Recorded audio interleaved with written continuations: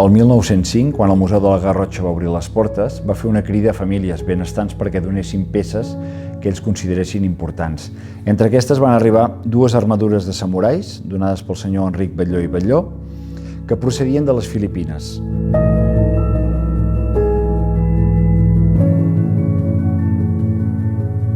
Aquestes armadures de samurais són de guerrers nobles, són guerrers d'infanteria, però que es podien permetre unes armadures molt elaborades.